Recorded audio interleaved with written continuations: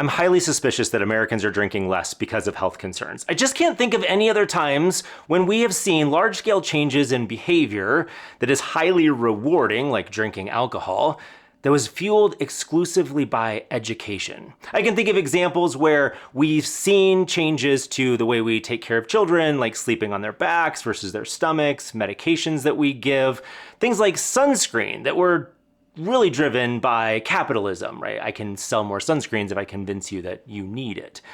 But I can't think of another example of a highly rewarding behavior that was changed by education alone.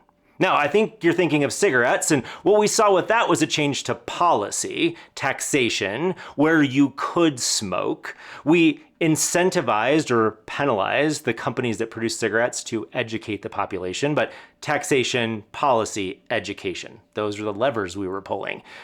But for some reason, alcohol is different. It's suddenly declining based on health information?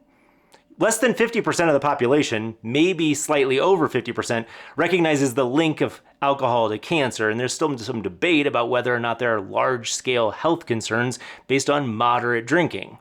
So we've seen a huge decline in alcohol based on less than half of the population believing that it's a problem. I think this is a story that we're telling ourselves. The other thing that we're seeing in culture already, a big reduction in alcohol use, but a resurgence in bring back happy hour, bring back drinks, social lubrication, finding your friends. People need to be out getting drunk. You need to be making bad decisions. This resurgence in this conversation, I think this is a hangover from the disruption of COVID. And I think that what we're going to see, and possibly what we've already started to see in the data, is a resurgence in drinking, an increase in drinking. White Americans, especially those younger, drink at a higher rate than their counterparts in other races. So we haven't seen a huge reduction in their drinking.